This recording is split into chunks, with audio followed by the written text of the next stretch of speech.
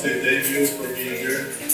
Rob, to Rebecca, Councilman Chief, Francie for being here, and also Leah for being here, Senator being here, Assistant Deputy Minister and Secretary being here. Of course, our MLA here, Paul Mincy, the Speaker of the House, for being here, and really appreciate it. This is our Executive Council that's sitting on my right here. I just want to welcome everybody for being here.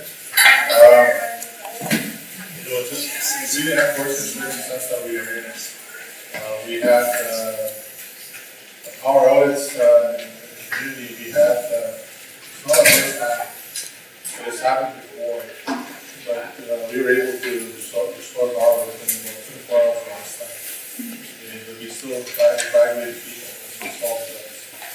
The impacts on our children and our elders and our people that are sick, people with dialysis or anything. I think that, being here, we're not just doing this for food and water. We're here to talk about not just about the possibilities of what could be done, but actually to facts and items and to have things done for us in our community. We are landowners, we are communities, but foremost we are interested in that, and we're also foster plan members that are here. And the current the shared problem we have is now we have people like this based on our communities.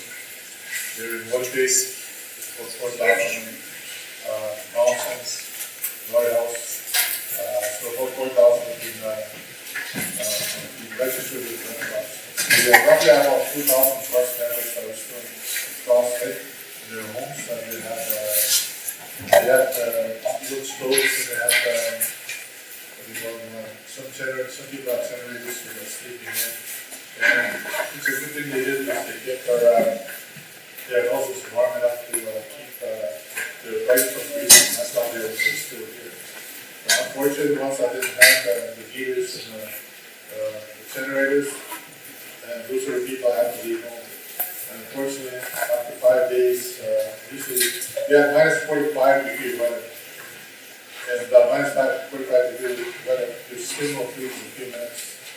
And we had infrastructure, we had pipes and sewers, sewer lines, the retrofitting that are in the houses and all the tools.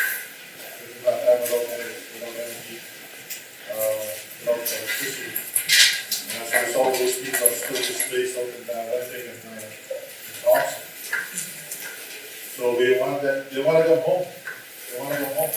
And we want to return them home. So we want to come home to a place where there's heat, there's water running, it's safe for them to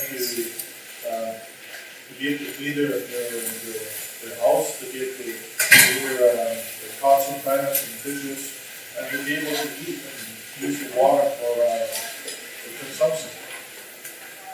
That's what we're trying to do. Unfortunately, we can't do that right now because there's a lot of houses that back up sewers, water expands when it freezes, and unfortunately we had these pipes that leaked. Last night, while we were meeting with the ministers last night, virtual with Rebecca Sarkis and Mr. Tom Lasky, as well as Osetsky for Mr. Emergency Medicine.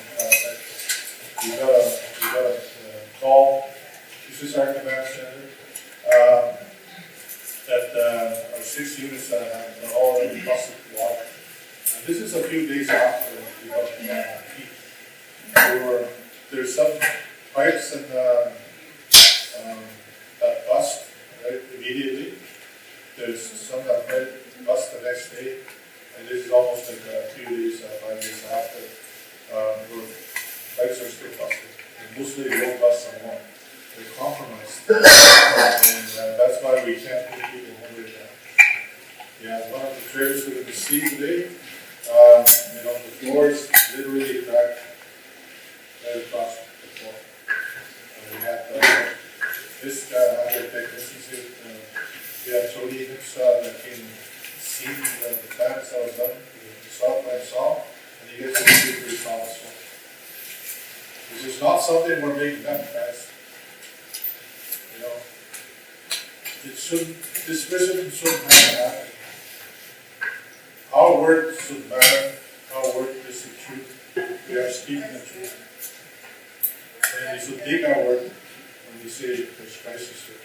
We should take our word that there's problems on the houses.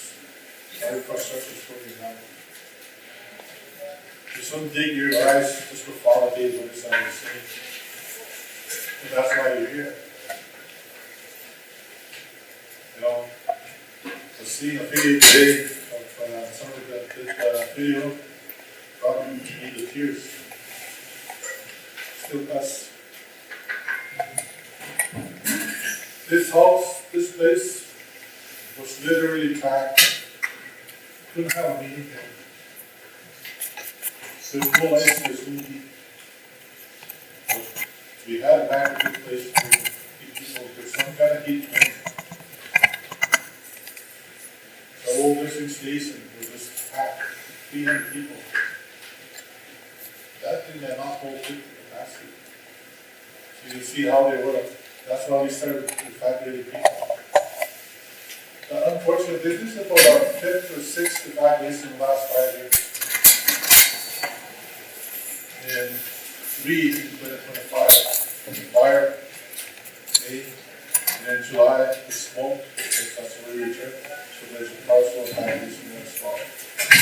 And now, in December, we have to evacuate 3 evacuations. And our infrastructure just been not. We had 4 house fires. The first house fire that was running was discussing this child. They try to keep their base warm. Fortunately, they did cross fire and destroyed the seed. But anyways, thank you for being here.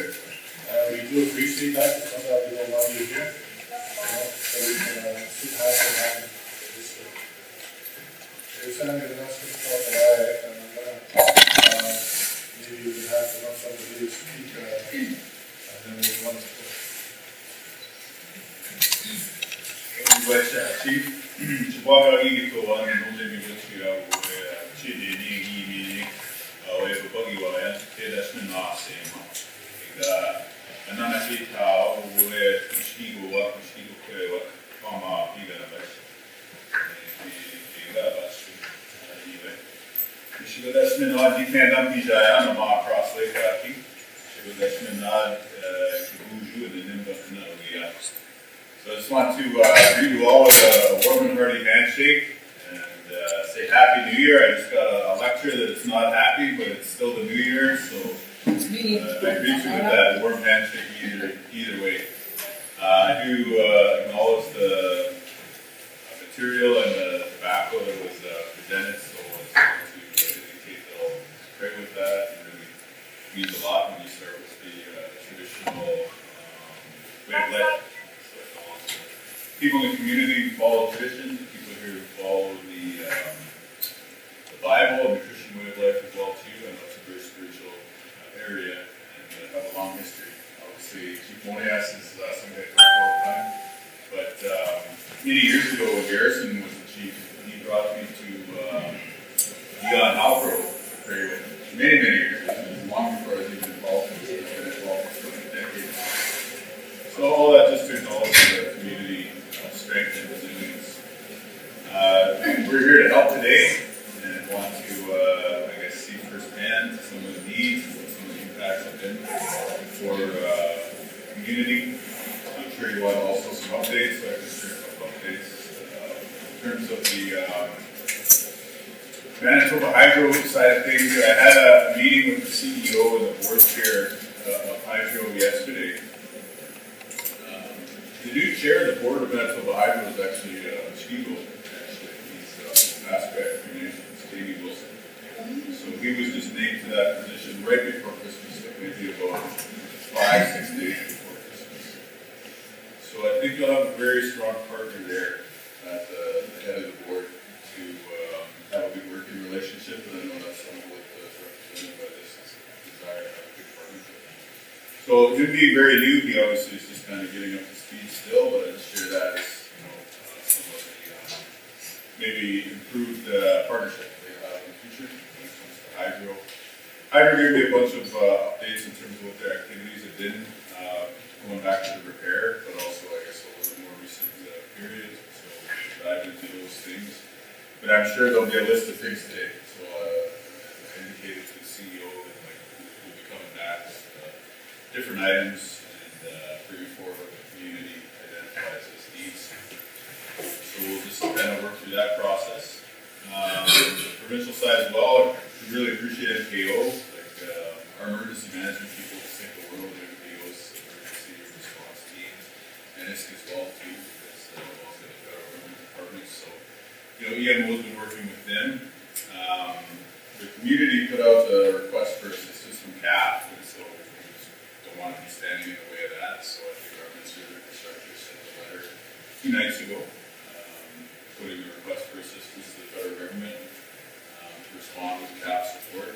So again, there's an open conversation there that needs to happen. We're happy to play a constructive role. Just like I said, we don't want to stand in the way of anyone getting help, and we want to figure out how we can help too. So that's the big interactions. And then I think that looking ahead, there's obviously going to be many needs for the community, and the long-standing commitment that our government has had around trying to improve quality of life, improve healthcare, improve economic opportunities. We'd like to figure out how we can work together on all that. Oh, and I guess I should also say with the Hydro piece, it's not for public consumption, but I did ask Hydro that they're doing an investigation into what caused the power failure itself. But I asked them to do, in bureaucrat language, people on the set too will understand what I'm talking about, an after-action review into their response to the power failure. So this would be kind of like a more substantial review, not just what caused the blackout, but actually, every step of the way in Hydro's response, breaking that down and trying to examine if things could have gone differently. And then as part of that review, I also said, the community for many years has been bringing forward the Hydro land being located next to the road. So I've asked Hydro to take a look at that too. Is that the solution, or are there other solutions we should look at on the table? You mentioned this has happened a few times, don't you? So I just want to indicate, I don't have a ton of answers on that today, but we started that process, because I imagine once you get out of the immediate emergency response, probably some other longer-term conversations are going to be about infrastructure and the relationship with Hydro. So let's, again, warm and ready handshake, we're here to help, and just want to indicate that some of those things we've already started to try to show that we're with it and identified by leadership, but so really appreciate everybody's perseverance and resilience. In addition to leadership, there's been a lot of grassroots people who have reached out and shown leadership in their own way, trying to advocate for the team action across the way. So really thank everyone, and want to indicate that respect for the ordeal that you guys all have been going through and continue to go through. So we bet this is now 8. Thanks very much. All right, thank you. Motion to translate marketing avstemming that we definitely take over in chief. I just want to thank the chief and council and the community for your leadership in all this work. A big shout out to Ashley. I know she's managing the emergency management with some great work on that. I just want to also acknowledge that this is a multi-level coordinated effort, and so if you look in the room here, we have AMC Grand Chief, Cara Wilson. We also have our National Chief who's with us looking at here, Regional Chief Moore. We also have Grand Chief Harrison Satie, and we have our Senator here as well, Mary Jane Solomon. Also want to acknowledge Terry Dugan, my colleague here. I don't want to leave anybody out. I know Leah is here as well, so thank you for being here. We know how important this work is. We need to be coordinated in our efforts. We've been working really hard behind the scenes to ensure that we get everybody to the table. So last night, for example, we did have a whole of government approach. So as Chief Muniz mentioned, we had Minister Golmaski-Fisk on the line. We also had Minister Olszewski on the line. And our priority here today is to come and listen to the community to witness firsthand what is happening. And it's not to say that we don't believe what has already been reported, but I think having this coordinated effort today ensures that, that we're able to take information back to the community. One of the other issues is that I heard loud and clear last night in our conversation was the community wants long-term systemic solutions. We're here to address the different needs in the community, but I also understand that there's a need to honor those treaty obligations such as the native flood agreement. So I've heard that loud and clear. As somebody who's First Nations myself, I understand the native flood agreement and I understand how this community in particular, the work that you've done, to just hold ground on those original agreements with the husband. So those are things that we'll continue to talk with and relay with other departments, including County Additional Promotion and Education Service of Canada. But for the most part, we're here to support. I'm happy that we were able to help in that coordination with CIP for Church of Believing Whiskey, and we're here till the end. We will walk beside you in resolving these issues and just discuss that. So thank you. Time being up in the essence here. I think it's important that we get right into the action planning as we want to get political rhetoric. Before I turn out to your routine emergency and turn into a humanitarian crisis, there's two aspects to this whole process. There's an avenue, the two levels of government, especially municipalities, who can get involved in, and they have to get involved. Because, without an Orange agreement, that's what I will be operating. Because that's what permission system was given to them to operate our dam. They're dams on our territory, but they did not right to destroy our way of life. And that's what should affect our land and water and our people. So we had brought solutions for the last 30 years with action planning, and they've been largely ignored, right from renewable energy with wind and solar. And we don't want to be controlled anymore as it is, and we don't want to be suppressed anymore. This would have been avoided if there was a timely response to the crisis that happened right from the immediate power outage. If it was down south, you would see hundreds of trucks out with a large army of workers addressing the needs of municipalities down south. But here, they took their sweet time to a point where it destroyed the infrastructure. From frozen pipes, water and sewer mains, service lines and everything. And it displaced our people. People want to come home. They don't like to eat fed food that's not culturally relevant to them. So there's a domino effect of this thing. And this is not the first evacuation from fires, from blackouts and everything. The distribution lines, if you can imagine, it's just like a giant extension toward that comes from Jericho. And every now and then it falls. We've been repeatedly since 1997 telling Highway to move that thing over to PR 374, and they have refused. One bureaucratic excuse after another is unacceptable. They may have fixed that line, but if you ever want to go out and we're welcome, we can take you. A lot of those poles are 5 inches, and they're lean. So the problem has been addressed. They connected the line, but the whole infrastructure is crumbling. And so that's the energy part. So, and under our traditional governance, under customary law, the Michapur councils represent the land and treaty and the human rights of the people, even though we have dual identity as commission, as citizens, and as clan members. Right? That's where the four council system comes in. But we also have a duty under Section 25 of our law to oversee the affairs of the land. And Canada is the ultimate entity that's responsible for this federal municipality. For 158 years, they've underfunded this community and all other reserves across Canada. That's why the funding and the resources have been under-resourced. That's why we're facing the situation we're in. The man that you see here, Brian Castell, the administrator, can tell you how the funding status quo remains as this while the population moves. And there's a big gap in infrastructure needs and funding needs. And the red tape has to stop.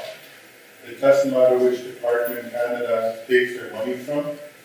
If it wasn't for the treaties that were made by our ancestors, the government of Canada wouldn't exist.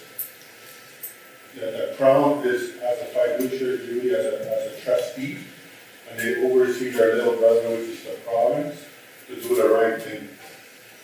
There's a lot at stake. It's not just the infrastructure here, the programs and services. We can't expect this man to use his money, just the way the funding agreements are made. Any money that comes forward in this emergency has to be over and above that normal program funding and services. That's what needs to happen here. That's why we want an action plan, not a talking plan.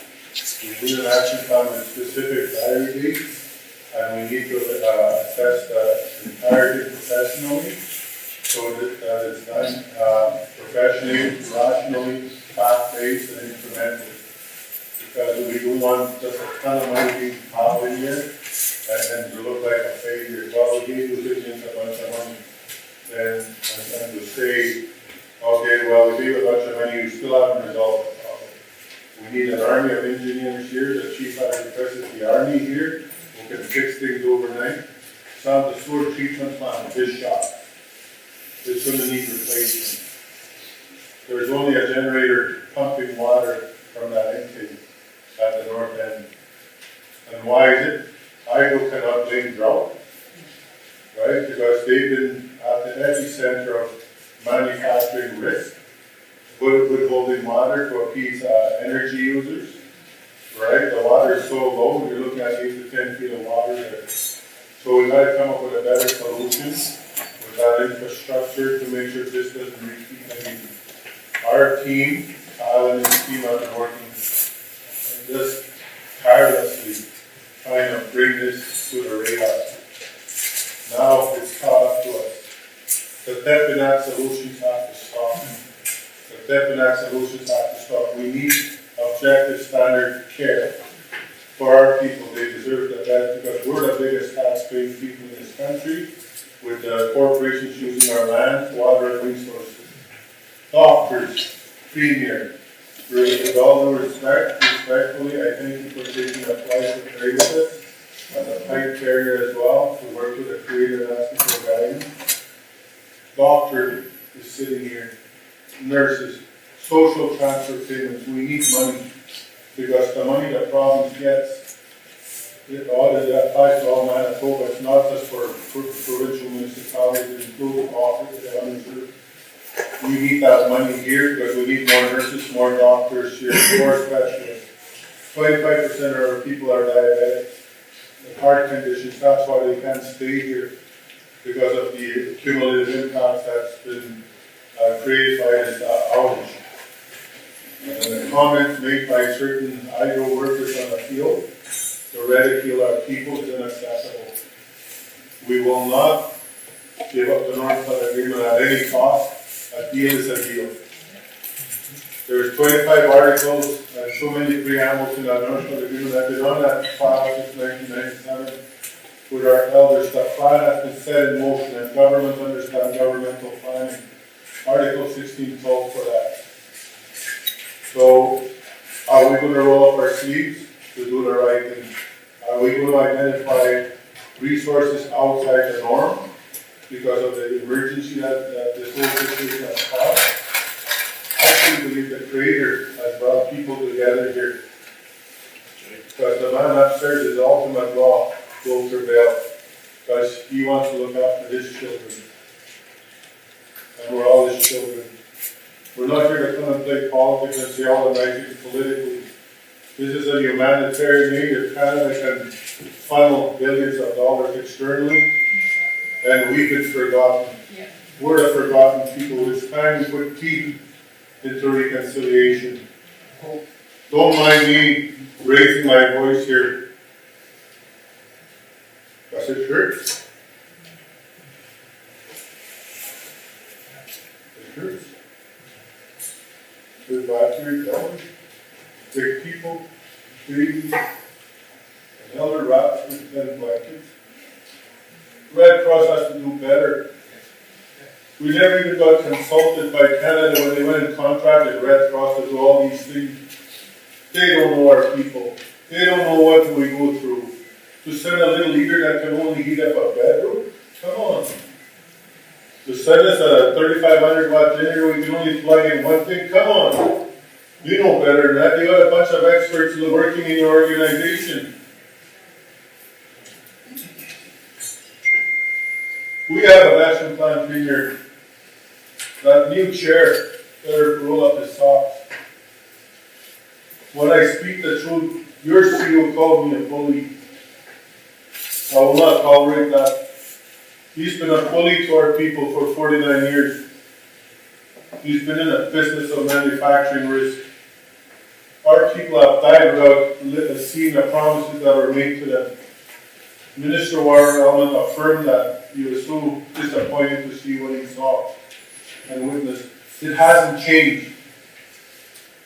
If Hydro wants another 50-year license in February, it should be put on pause before it even goes there. We need to go back to the Lake Winnipeg regulation study that has not been implemented with its recommendations and the Churchill River diversion.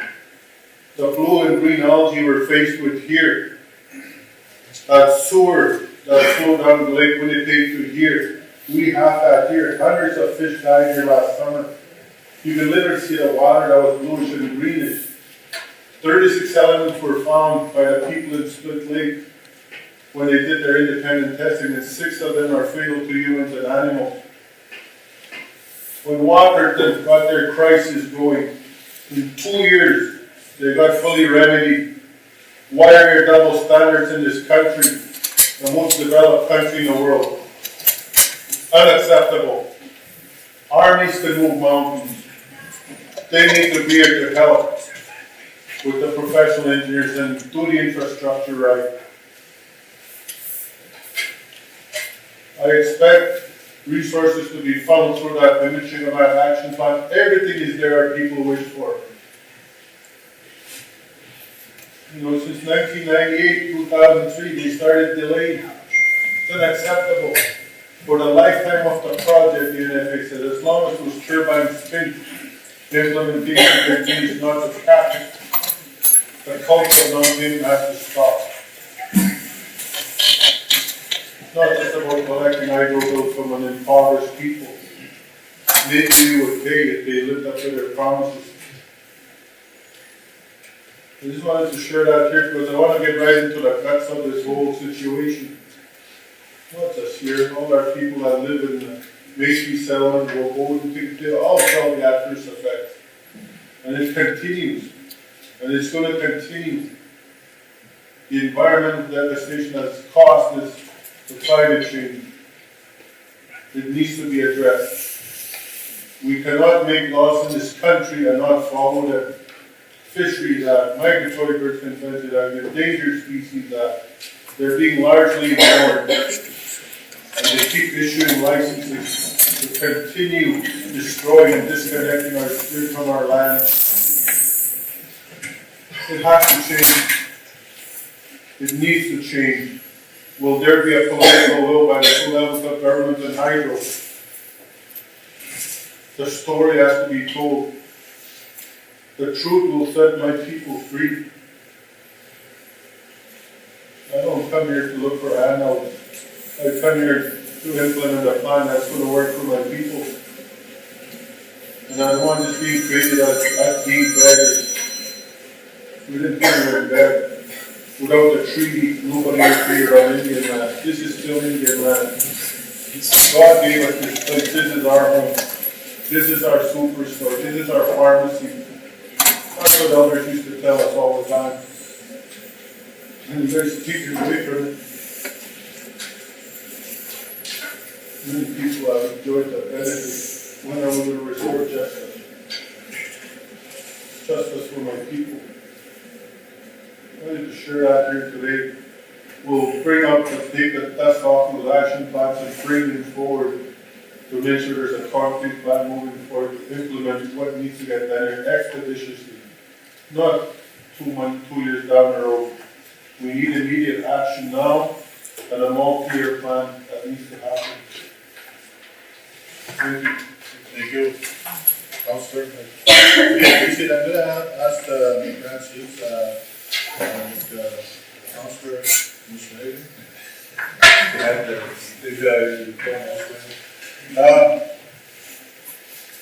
You know, he's talking about the emergency situation treatment we have, right? But it's also he's talking about the impacts of the community and also the impacts of our children, our elders, and our babies, and how they're inheriting these different promises and move forward and what hope they have of living a good life. And that's what we're trying to promote. And in the match, so I'm going to ask our RSCT to say a few words to as well, and also National Seal, of course, and Terry. We do have a time limit, and because we do have to go and see the sites, because the sites will speak for themselves, more than we can say, because we spoken about. Thank you, Chief. And well, it's a Senate. Now, gusto ka po tayo scared so siya hindi na naging asking now. Dua parte as to stay if to scare the match siya hindi na naging asking ko nito. Yung pagsiye so ganun mo so gapo as community now Tagapian, Novitian,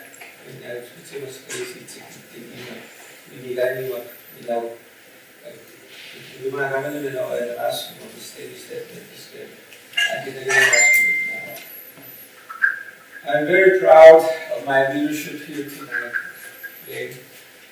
I'm very proud for their strength and resilience in looking after our people in the most dire circumstances that we've ever faced as a nation.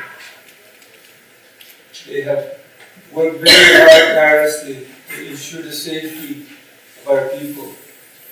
And I'm so proud of my leadership here. City Council and Chief, thank you for being there for our people. You've never backed away. You've never slept until you know what need to be done for that day, and still you continue. And I'm still thankful that we are here together. And I want to welcome the guests that we have here. So many of you, and I'm thankful that our Premier is here, and our Minister, Indigenous Affairs is here. So I'm thankful for all the people that are here. And these are unprecedented circumstances. This was not a routine emergency. This was very devastating. This was a catastrophe that happened in our nation. And we had expected a lot of resources to be expended towards our nation. But we know how that happens. There's always policies and legislation that prevent our people from accessing the resources that are needed. And my concern here is that our people many times feel abandoned and neglected when there's a crisis. 6 months ago, 4,000 to 5,000 of our people were displaced from this community. All of our community, 7,000 people were displaced.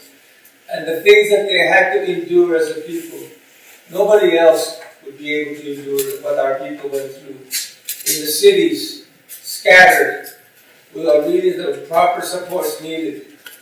And we have a lot of issues dealing with emergency management. And we have to make sure that those things that have happened to our people never happen again.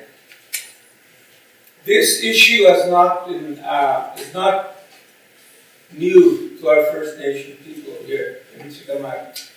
We have been talking about that transmission line for even when I was chief, but never any action. There was never any action, but I believe that this is the time for action. This is the time to respond to the situation, because if we do not, it will happen again. But our people should not ever go through this again. Our people should never be subject to these kind of circumstances, because our people are hurting right now. Our people are living through trauma. They're living in continual crisis, and we need the resources to be able to rectify all the issues that have been outlined by Councillor David Muswagi. This can be done. This has to be done. And it should be done a long time ago. We would have prevented this catastrophe if only the implementation of the Northern Flood Agreement was taken seriously. And I'm glad our Premier is here. And I'm glad we have a new person as a board chair for Northern Flood Agreement who is Indigenous. So maybe we do have a chance. Maybe we have a chance to reset this relationship. Because if we don't, we're going to see people being evacuated over and over and over again. But we cannot allow that. There's political power on this table. There's political power at this table that are able to change the status quo. This can happen. This is possible if there's political will. And we as a Pimichikamak nation, and I could include myself in there, I'm a Pimichikamak citizen, I will not want my people to go through this again. And we will stand together to ensure that things happen as we go forward. Because we cannot abandon our people anymore. Our people cannot be neglected anymore. Our people should not have to suffer anymore. Our elders, our infants, our people on dialysis machines, they cannot be subject to this kind of trauma anymore because it should have been avoided. It could have been prevented. Let's do something. Let's fix this situation. Let's help our people. The Michigan nation needs your help. Let's do this. Now. Hi. Thank you. I just want to say thank you to the leadership, thank you Chief and to the council. Thank you so much for inviting us here today to see exactly what's going on with your nation. For anyone that doesn't know me, my name is Cara Wilson. I'm from Montplain in Santa Fe, and being in this role, I take it very seriously. When I hear the cries for help from the community, but also thank you, Councillor, for sharing everything that you shared with us this morning. And I was actually very heartbroken to see what was happening here in your nation, and I want to commend your leadership here, to the council, the chief, to the staff, to the community members, everyone that came together. I know how hard it is. I don't know to the magnitude of what you're dealing with, but I was formerly a chief in my previous role, and I know it takes a big toll on me physically, mentally, emotionally. And I want to acknowledge everyone that is here, all of our leadership, and I just want to say thank you to everyone that's here today, the nation. And I agree with you, Councillor, when you say the political rhetoric, it's very difficult to listen to a lot of that talk when all you want to see is action. And that's why I'm here today, is to help with that action plan. Whatever it is that you're needing, ANC is going to be there for you 100% every step of the way. And that's one thing that I'm good at, is advocating for whatever the needs are. And so I'm interested to know what the action plan is exactly. I know that Chief, you mentioned it publicly, what you're needing. I know Council has also mentioned it publicly, but I want to just agree with what Grand Chief Settee has mentioned, that we've seen these emergencies over and over again. And one thing that really angered me is the narrative that's out in the public right now, is that our people are always begging and asking for resources, and that's actually not the reality.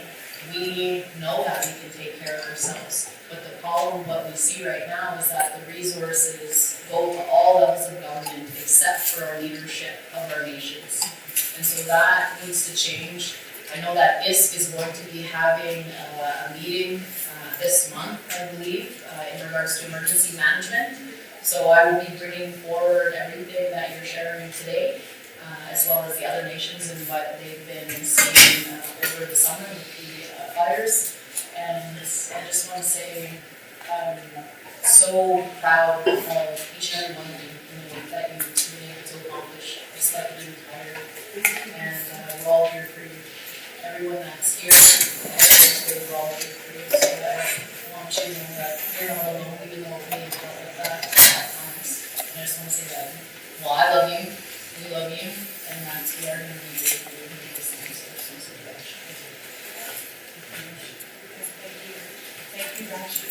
action for your speech. Thank you to the council for being at the front lines of your community. And I also want to say that you have such a strong chief right from the get-go. He's on our phones, texting us, making sure that we're up to date. And make sure that we need to be there for you. And those really open. We brought everybody here together today, so I'd like to thank your leadership and all of your leadership as well. The chief and council of this community for being strong. I also want to say that the Assembly of First Nations we provided, we fully support the Chief Act and all those affected by the extended power outage, the displacement from their homes, and the ongoing recovery effort and services that are restored. We're also, we support the community, and the support towards the community is critical. The gaps in infrastructure and services during these harsh winter months pose serious health and safety risks in this community. And we support Chief Moniaz's call to provincial and federal governments to provide personnel, including Canadian Armed Forces Joint Task Force, for emergency support and towards this action plan. I also do want to remind Canada, and of course I know the province is here as well, that we have a $351 million infrastructure gap on First Nations across this country.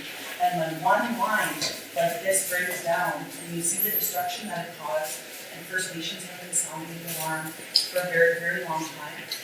I know that nobody, Ottawa wants to push that aside. We don't want to talk about the huge infrastructure gap that we have. We have to continue to push for it.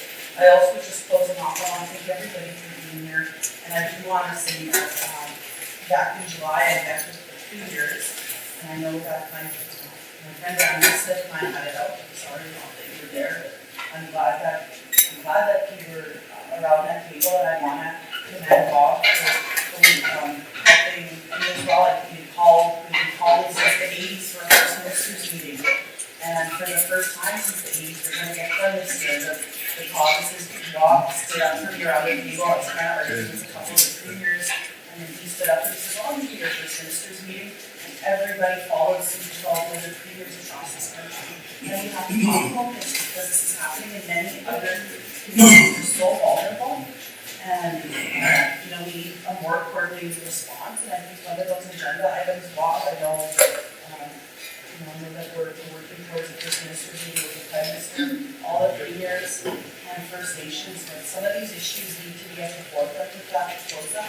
We're not going to close everything off on one day, but I think on emergency management, we should have a coordinated plan in the provinces. That's my thoughts on the amendment, along with the staff, and we're here to support.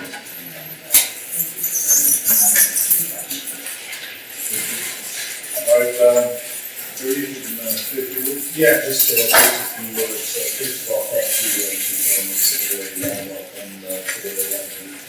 With very dire circumstances, thank you for helping us understand the immediate crisis and just the trauma your community is going through.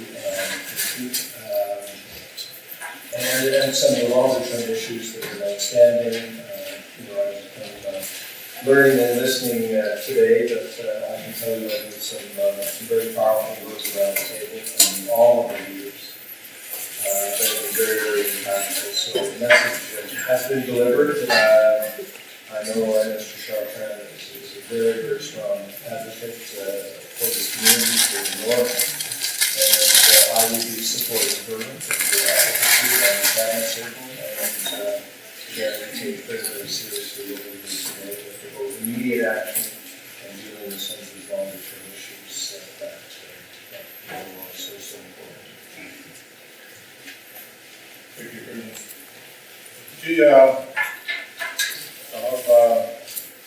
Just Representative Minister and President Billy. Thank you, Chief. And not to repeat what Minister Chartrand mentioned, first just want to commend you and your leadership and the community members. This has been an extraordinarily difficult event, and you have always been very generous in your counsels with your time to ensure that you can get partners and you can talk with you as I certainly heard the messages today amongst everything else about the team and the and I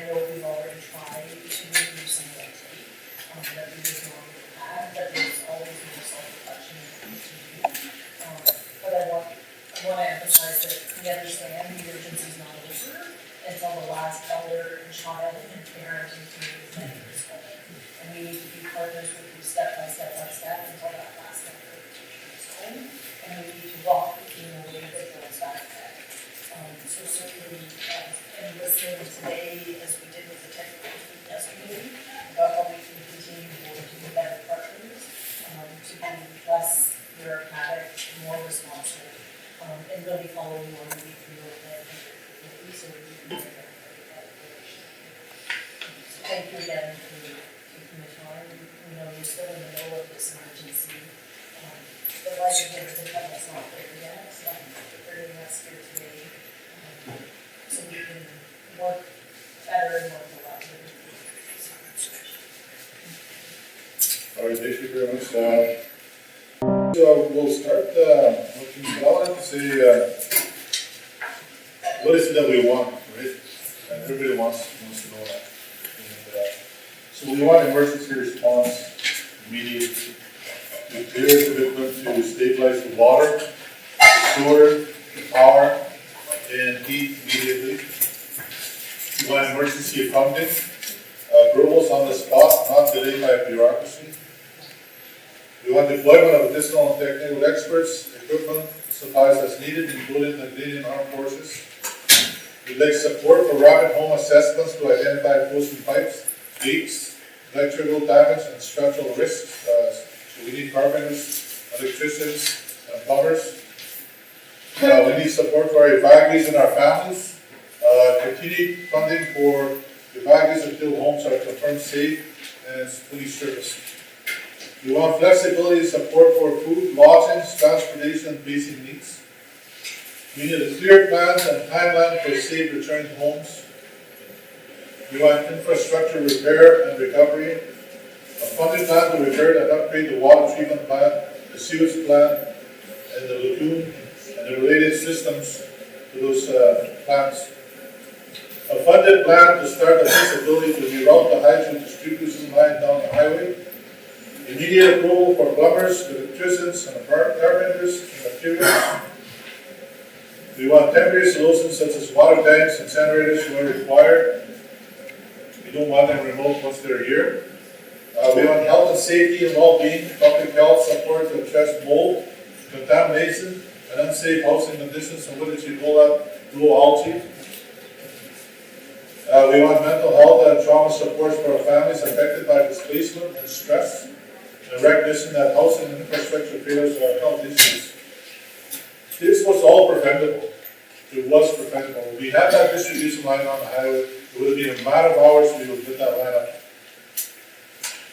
And we would not have had frozen pipes or broken infrastructures or broken homes or people being evacuated. Our people are very resilient, but they're not mistaking that resiliency as acceptance of all these failures of the governments in providing proper services for us and great proper infrastructure.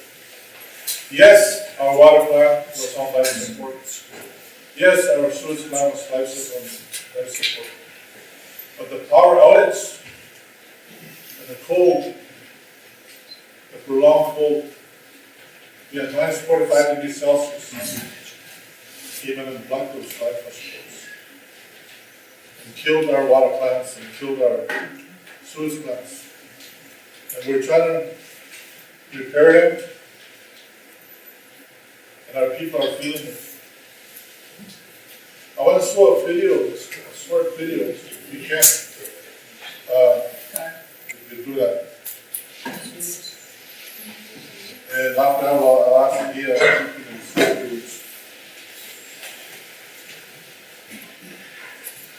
There's two videos there. We just wanted to show you because we know that visualizing is a lot better than words.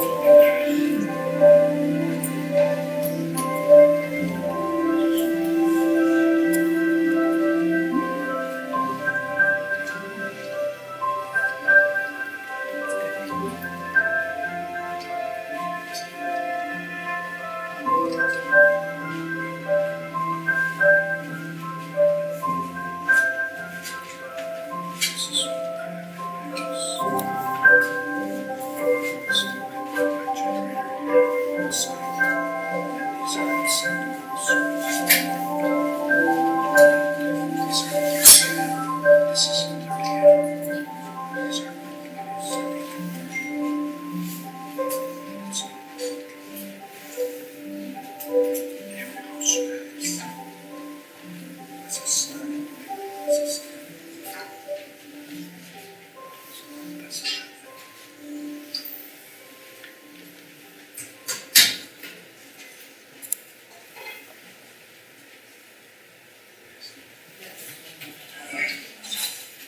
fast fix of what I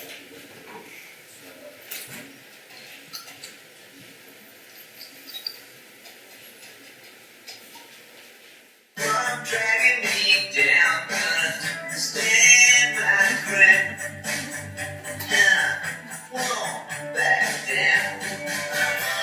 Hey, baby, there ain't no easy way out. Oh, I'm dragging me down, gonna stand my ground. Won't back down. Hey, baby, there ain't no easy way out. Chief, I just wanna say a few words Yeah. to, Executive Council here, Vivian Scott. My partner here says remain calm, I don't know if it's for him, but he told me to remain calm when I speak, so let's see what happens. The power when it went off, that's why we wanted to show this video, is because now we're dealing with the aftermath of that. You have to remember 4 days without power. 4 days, if it wasn't for this building, the Public Works building, the old nursing station, and then the Michigan gas bar, there would have been fatalities here. It's 4 days we did not have power. 2 days were the coldest days, minus 45. It didn't really show the capture of the lines at the gas bar. They had gas coming in, diesel coming in, working around the clock. When the generators came in, the guys trying to fix generators, in the middle of the night, generators breaking down. All the things that we had to go through. That's why when the comment was made, we felt we were abandoned. We were abandoned. I will say we were abandoned. When that happened, when that power went off, Hydro should have been right away. When that power went off. It was minus 20 something that first night. Manitoba Hydro should have been here right away. Not say, oh, we can't get there. Their machinery was parked there that one day, all day. Sitting there. Because I don't know what they were doing. Meanwhile, we were trying to do the best here with the people. I acknowledge and I applaud our people. We've gone through so much this year. The way people that have called me, I said, we went through the ring of fire. We went through the grief and sorrow within September and November, all the way dealing with loss. Now we're dealing with the storm. It's unacceptable. It was preventable, the hydro part. All the other part is on the infrastructure and everything. I'm a new council member and I'm appalled as to how we're treated as First Nations people. Oh, the legacy, the Northern Flood Agreement, I've heard about it, I've read it. Why haven't those articles been done? The promises, the broken promises, the treaties, going back to the treaties and everything. I have no words. I sat at my house last night trying to reflect. When ISC came here yesterday, I said I finally had a shower yesterday. I said I reflect back to the 60s from my community where I didn't have running water and we had to live on a wood stove and had to get our water from the lake. That's what we had to deal with. I had to get my own son to say, okay, we gotta get snow again. Oh my gosh, 2025, 2026. I mean 2026, I don't even know what date it is anymore. That I have to say, let's go get some snow outside because we didn't have water. My area, where I live, where we live is Sagamore. We were the last ones to get hydro, and we were the last ones to get water. And doing a site visit yesterday of the infrastructure we have in place, again, the red tape that we have to go through. The red tape we have to say we need this, because now, we went from the gas station to now looking after the claims and what we're asking for. I shouldn't be saying, okay, well, just when we do an order, it should just be sent. The stores were down. It shouldn't be saying, okay, well, we have to limit this, we have to limit that. Oh my God, I'm thinking. People are coming there at the distribution center downstairs. The groundworks people are doing down there are saying we need this, and that's who I go by. It's not what I want, it's not what we want, it's what the people need right now. And you saw a picture of those little kids. People stayed in their vehicles. We had to run a gas station on around the clock in order so that they would have some generators were breaking. And like the chief said, because I was one of them that got those little heaters. What can you heat with a little heater? And the size of the generators. So I'll say I'm ashamed. I'm ashamed to be either called a Canadian citizen, a Manitoba citizen, whatever you might call. I don't even know what I am anymore. But I'm ashamed of how we treat our own people. The humanitarian, we talked about being human. Well, those first 4 days without power, we didn't feel it. I didn't feel it. Honestly, I don't even know how the majority of us are sitting here, and the people are, and again, I'll applaud my people, our people that came and helped with no water and are still here. And then the ones that are displaced and can't, like the house you're going to go see today, we're going to have to send that family up. We don't know how long it's going to take. Those resources need to come, and there shouldn't be a cap on this. I'm concerned about education. The 2 schools that are affected.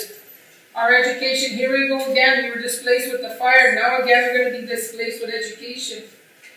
So there's so many variables here that need to be, and the action plan, like, you keep asking for an action plan, and I said this to the chief and the council the other day, we're still in crisis mode here. So that's why we need those expertise to come here and help us with that, so that we can put them there and we can sit and discuss. Because we haven't had time, I haven't had time. People are calling me with all my files that I look after. And I said, I can't talk to you right now, I'm dealing with this again. Oh, I didn't know. I said, well, now you do. So, I just wanted to share that, and I'll just take that a few moments, and I think that was pretty well. I could have said a lot more, but people on the Generac, I forgot to say to our PGB had a Generac. Well, that broke. It's gone now. So if the power goes off today, well, we're up a creek without paddle, because our Generac is broken. So I got to try and get a electrician or someone to go fix that Generac, because that was the thing that would help this community. Necessity came on, and they did their part too. I applaud them also for doing that. But if it wasn't for those 3 things, there would have been a lot more happening. So that was it. All right, I'm gonna, so to Brian, I'm gonna keep it quick, because we have to get going. I got to see. And then we'll go there, the close off. Just wanted to add what Vivian said, if not for us, we're not sitting back waiting for help. We plan things and we're forward thinking. If not for that gas station with the Generac that they installed, if not for this building, we got a $12 million loan. We put up in a crisis. No gas, no safe place to go and eat up. We put up in crazy. But we're trying. We had a Generac at the Outdoor Center, but that failed as well. We went to WhiskyJet. We borrowed water from ICCL because ours failed. We're stacking prices upon prices, state of emergency. Our outflow line failed for sewer. We're dumping raw sewer. Our intake line clogged. We're not pulling from the middle of the Nelson River anymore. We're at the shoreline, right? 2 feet deep with a small pump. Right, backup power is important. We would have been, like the councillor said, we would have lost people. And like our grand chief said, we're not begging for money, we're underfunded. Our social program is $4 million deficit annually now. So we're making it, and we're still getting loans. Like for this building, it was 3, there were hundreds of people here. That would have been freezing. We wouldn't have been able to get out if not for that Generac at the gas station. We need power. We need a stable source of power. And this power line here is almost 50 years old. When our guys observed hydro doing repair, climbing up those poles, they were fraying, like that, they win, right? They were fraying. And all those lines, they're fraying. We're just waiting for them to fail. That's why we needed at this time to follow that, the highway, not jump rivers and streams that don't freeze. That's why they can't access it. Genpeg is a key structure. It's the smallest developer of electricity, but it controls the level of Lake Winnipeg. We're downstream. We're in no man's land. A few years ago we had a flood. Like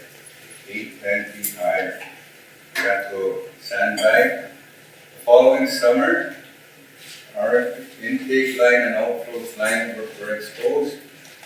8 feet, 7 to 10 feet difference year over year. That's what we suffer. Our neighbors Morehouse don't go through that because they're on the upstream, the same area as Lake Winnipeg. Winnipeg is like up here, controlling Lake Winnipeg and southern people. Winnipeg, we're down here, there's a 30-foot drop or so. We're at the mercy of that. So it's critical that power line, backup power, and us doing what we can. This place was without water, but our staff council Scribe Lane, they're ingenious. They put a water tank in there so that hundreds of people here to flush and move water. Keeping it out of the natural. Thank you, Chief. Yeah, and we'll get into the site, so nobody have to leave. Just very quickly, I wanted to thank Chief Munoz and the council for asking me to come here and serve.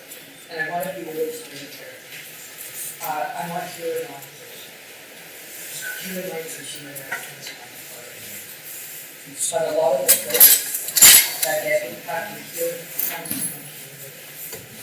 I want to tell you very quickly, I met with the chief and council on Friday. I went home to find out my condo had flooded, a water heater had burst, and leaked into my condo. Within 2 hours, I had at least 10 cans in my condo. The baseboards were taken out. They were checking for moisture in the wall. None of that has happened here.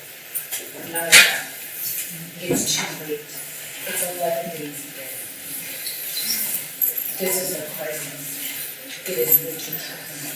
I have kids now in my community from here that are getting picked up by predators, fed drugs, so either they die here or they die in my lives. Because we're all in the same circle. This community has asked for the army to come in. Lisa Naylor, Minister Naylor, came out yesterday and he did the call of the chief to get the army in. We don't need to study what to do in a flood. I know that because I just had stuff in my house and everybody knew how to deal with it. That's not what the problem is. But the problem is that the federal government is willfully not responding to this crisis. And what does it look like? It looks like elders getting sick, and it looks like people dying in my community from trauma and dislocation from community. We need an army in here. And it is my obligation as an opposition member, which is why I'm here today, to hold the government to account. But I don't want to do that, because human rights are a non-partisan issue. The chief has been clear. I put it off video for full transparency all day long. I'm going to show everybody what is going on, the truth. This cannot be sugarcoated. People's lives are on the line, including the kids in my community. And I am done with it. This is the second evacuation of community responses in a year. And the impacts of that are rolling onto the street in trauma and overdose, and now we're rounding them all off and throwing them out of places, locking them up in the city. That's what's happening. And I will not tolerate it. Because we have human rights, and this country, the Constitution, we have a fiduciary obligation of duty of care. That's a constitutional obligation. You have failed on it. And I'm not from here, but it pains me that we would have to have this meeting and the solutions are optional when constitutionally they actually aren't. We just need to do it. So I'm sorry I'm upset, but I'm tired of seeing the aftermath in Winnipeg Central when they should just be at home in their own houses in safety and dignity. That's where I'm at with it. So I'm not here as an adversary. I want to work together as part of a colonial system to ensure that the human rights are upheld, even in the chicken market. I think this is chief regarding and the council. And, yeah, I'm not looking forward to seeing the houses, but just to get everything over. I have a question before you guys leave. This delegation that came here, I'm saddened that we're always rushing, especially when we're talking about a crisis and such disaster. Like, we only sat here half an hour. And yes, we're gonna go toward a places that are totally damaged and yeah, like we're in a catastrophe here. Are we gonna come back like this when we're at the tour? Or are we flying right back? That's my question. Because it's very important that we hear what you have to offer. How many times have we sat like this? I've been here 19 years. We've sat like this for many, many times, and then they just go. And we don't know what is there for our people. We have so many things unanswered. So many things still questioned. And we need a response. We're still in a crisis. We're still in an emergency. And we're talking about recovery. We're still under state of emergency here. We're still evacuating people as we speak, and we're talking about response and recovery already. We still have a lot on our plate. We have people in homes that don't have food. All their food is spoiled. They have to clean out their fridges. That's a humanitarian crisis. And lives, infants are still in homes that have nothing but have to come here and get food in a little bag. I'm not happy with how we always have to rush out. When is the government going to really sit down with us and discuss these things? We have a lot to talk about. Our people have suffered a lot already. But we still continue. We have to. I saw that in Winnipeg. The lights were blinking on the street. Holy smokes, there was like tons of vehicles there so fast. Where is it here? In our nation. We've been talking to media, we've been publicizing it to get that attention, but it still hasn't arrived. Yes, you're here. But what are we going to be left with here when you leave today? Our people want answers. Our elders want answers. Everybody's hurting. You saw it in the voices. Put yourselves in our shoes right now. How would you feel? We're the ones that see, that feel, that understand, that go through everything to ensure our people are alive. I thank my team here, my colleagues. They were very exceptional in what they did. We took care of our own. Now we need you to take care of us the way stipulated in those treaties and that Northern Flood Agreement. And I am very adamant in that we need answers.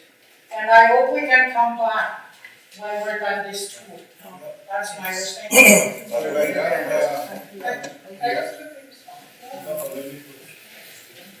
We have political coordinations meeting. I'd like to invite you to be part of that. Yes, and so that starts out. We have a mentioned leadership up there. We started that last night. But we had one of those missing. And that's what we can trust for what's happening. And right now today, I want you to see what the facts and stuff. So you can believe our truth. Right? And that's what we're trying to do here. And we'll follow up with all the Sunday that may not ask today, but I want the person Thank you, sir. How many homes have been set so far? would say, about 200. We're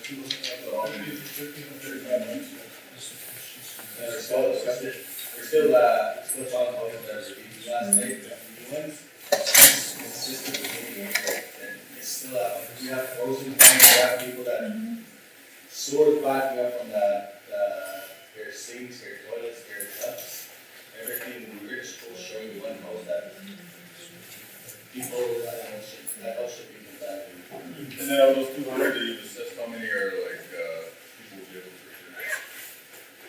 able I'll give it 2%. Which we're exposed to their assessment, people, these people can't come home, so. 200 are right up.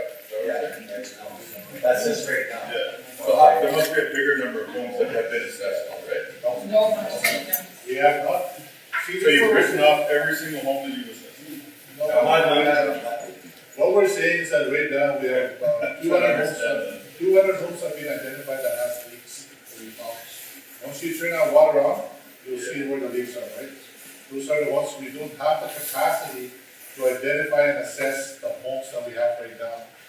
Because we don't, that's why we ask for the Canadian Armed Forces to come and help us out. They do mass, one of the things I asked is that we need to get this thing figured out right away. Where are all the problems? Those homes last night, that's a few days after warming up. Yeah. You know, and now we have another additional 600 that we found out. Then those are now identified, all we have to do is turn off the water fountain. So they're no longer damaged, but they're still waiting there, so we can get people to assess the damage and what needs to be fixed there. Once we identify what needs to be fixed, then people will come in there. That's why we ask for electricians, plumbers, and also carpenters to help us, so people will assess the damage. Once they can do that, then they say, okay, this is what's required. So that's what's happening right now. Yeah, so, we'll just interject. So, thank you for your comments, I really appreciate them. I want to, note that there have been daily, coordinating meetings, so at the technical level. So last night, we made a commitment that after this community assessment, that we would come back together again, whole of government, to consider what needs to happen. I also want to acknowledge that, the federal government under GISC has already authorized all assessments and repairs to proceed as needed. So that will be ongoing. There's been, 1.4 million that has already been put into, into addressing the needs here, so 1.4 million as of January 6th, so as of yesterday. So those funds will continue, and I also want to acknowledge, like, I understand that, our communities are consistently dealing with crises across the country, and more so here in Manitoba, especially with the forest fires. But when you take a look around at the room and the number of leadership that you have here, I think to me, as your local MP, it's telling me that we're turning the corner. The fact that we were able to get 3 ministers on the call last night says a lot. The fact that the Premier and myself are sitting here together says a lot. The fact that we're Indigenous, the fact that the Premier's appointed Jamie Wilson, who's Indigenous. So we have that lived experience. So when you're talking about these issues, you're talking to the converted. You're talking to somebody who understands deeply what these issues are, because these different. That's why we're sitting here. It's our desire to be a politician. It's these issues that we continue to deal with that draw us to this work. So my commitment is that I will continue to, push for the supports and the services that the community needs. That is my commitment, and we need to work together. We need to work together across party lines, federal, provincial, Indigenous leadership, and I think that's what we're seeing here today.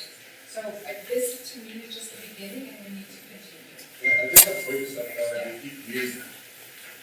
We have lived with promises, you guys are Indigenous people, we have lived with promises for over 100 years. Right? Actions speak louder than words. This is what we want, action. Not later down the line and stuff that we will see. Because we'll see, never comes to fruition. That vision is never died. You see it, but every time we move, that vision moves forward. We never reach it. And that's what she's talking about. You can't keep talking about it, you have to do it. We need that transmission line down the highway. We didn't know water and sewer infrastructure fixed and funded. We need that commitment. But on the media, you look good, sitting here, but actions speak louder than words, that's what it is. This has nothing, and also this has nothing to do with the funding, that's just for or limited. We're underfunded and we shouldn't be throwing money in this situation right now. Hydro's not even sitting here in our cases. They should be here. Exactly. What happened here is under maintenance. We knew about that line 2 years ago. That wasn't great. Our hydro guys were here working and they knew that line wasn't great. Either way, it's a temporary fix. And hydro said they're going to fix it 2 years later, 3 years later, it's broken again. And it was in that minus 40 weather. It wouldn't have mattered if it was in the summer, spring. But in the minus 40 weather, that was tough. I'm sorry to say, but the hydro's not done nothing in our community. But flood and take away our water, damage our lands. So don't throw any dollars at me. Can I just ask you, like, who is in charge of making sure that these 1,300 homes get assessed and the ones that need repair are going to be repaired? Right now, we have a plan, and we have Ashley that's working with you. MPO. Okay, so where are we along that process? Because I want to see people get home, I understand it's very frustrating to be able to go home, I just want to know how can we help them do that along? Sure, if I may. Yes, So we have designed a project plan so far. Currently, the local plumbers and local workers have been working around the clock and doing what they can, so to put it into percentage, we're roughly at 12% that have only been initially assessed. Only the ones that have gone into, we have a whole other section of the community that just came online the other day, which is section 8. So currently we have the community divided up into 6 project sections. We have one crew working in one section, just getting started. So after today, we should have a pretty good projection on what else is going to be needed and how many more crews will be required. So we kind of have services in queue with a number of electricians, just general contractors, carpenters, plumbers, electricians. So until we just kind of get that initial assessment, we just have another group to fill it today, the section to go over for market products. Those numbers are coming for that. So, like, is it gonna take 12% times however many days it took to get there, to get to this one? Exactly. We've only got to that 12% with 8 of the local plumbers on their own. That doesn't include the repair of the pipes, the repair of the plumbing infrastructure, and that does not include the repair of the drywall, the finishes, the toilets, the sinks, the fixtures, and the flooring. So the scope of this is going to get extensive. Right now, we have the 30-man camp, one more set. We'll be going to secure those to get more service providers into those accommodations today. I guess, Can I just also add that, like, I appreciate the work that's being done, but I also know that, like, a full assessment of the damages won't be known until, like, the power is fully restored. And we acknowledge that, and that might not be until. that's why I told you at the beginning. The report you're getting today is boots on the ground.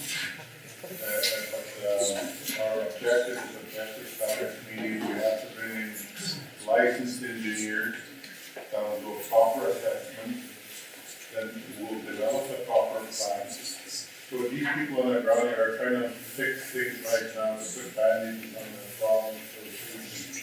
So we still need the civil engineers, the design engineers to come up and assess the actual infrastructure. So that's that pot of money we need to be able to hire these people to develop a proper plan, because the question leads to, why does the system fail aside from power outage?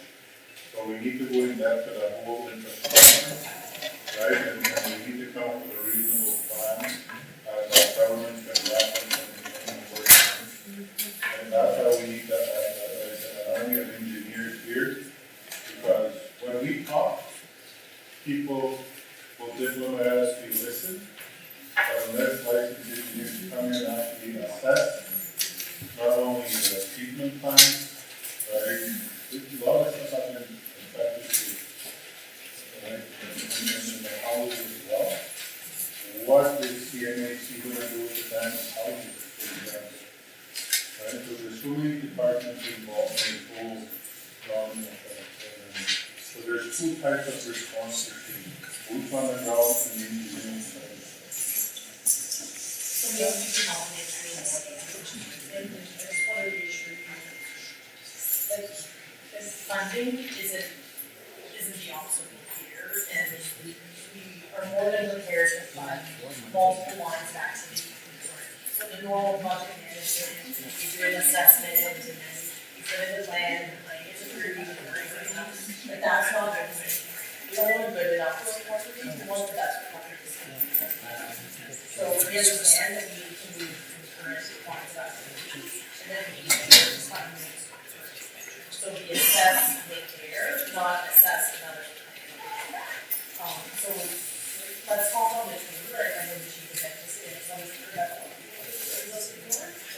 But let's talk with the engineers, if we get the bids, the following.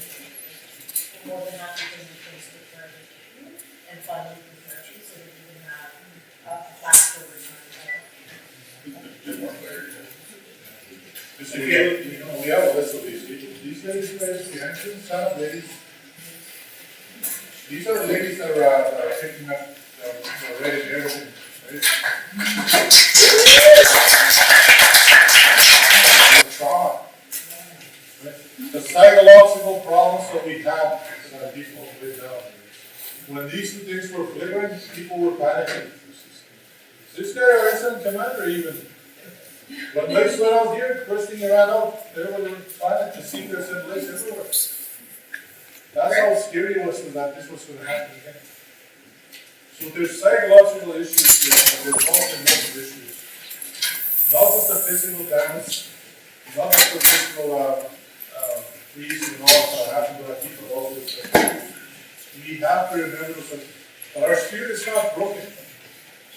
It's actually strengthening now. We're going on the event schedule here, that's why we're rushing. So, if I can have a minute of your time, I'm one of the nurses here, I live here, my name is Doris, I'm currently nurse in charge, so I'm just gonna let you know the first couple of days of the power outage, we had 15 medevacs, 3 suicide attempts. We have one 13-year-old still waiting for a flight since 4 p.m. yesterday, because the support's not there. Families dispersed everywhere. We've had an influx of skin infections, a lot of it, food poisoning, gastroenteritis. So, and on Monday, there's only 4 of us nurses trying to maintain this community. And then because the flight was delayed. So now that I think we have 8 now, but we're still busy. And we still have all these calls coming in. So this is all to do with the power outage and with the water. We've always had water issues. We've always had skin problems with the children. Like maybe if you go into these houses, maybe you'll see skin scabs on babies, you know. It's just something that's always been a problem with our community. And now we had 3 suicide attempts. We had the medevac one went this morning, and then now we have another one still waiting for a flight. Because apparently they stopped flying from 11 p.m. to 7 a.m. So the inspectors will be on work tonight, of course. So I just wanted to put that out there. We just got note, we had engineer doing take a look at our school. If there's place for us to we still not until April we can't open the school.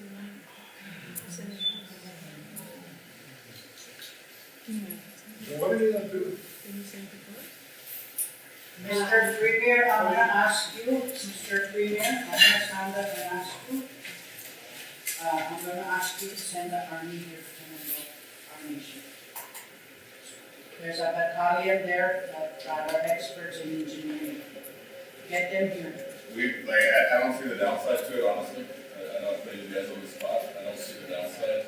I can call the Prime Minister, but you guys probably will not be doing it over your head. We've done, the province has gotten out of the way.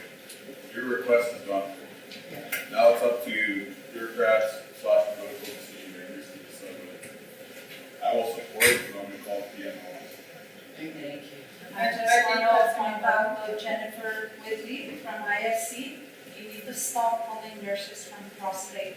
The nursing schedule is week to week, and then there's possibility that one or two nurses will go to a different community. We have elders hospitalized with influenza pneumonia. We only have maybe one or two public health nurses as child and school immunizations are behind. You're running your nurses 24/7 and you're burning them out. So pulling the nurses has to stop. We're supposed to have 14 nurses for this community, and we're always running less than either 8. Like Monday we had 4. Yeah, and this is a big community. It's one of the busiest places. Like we're working 24/7 all the time.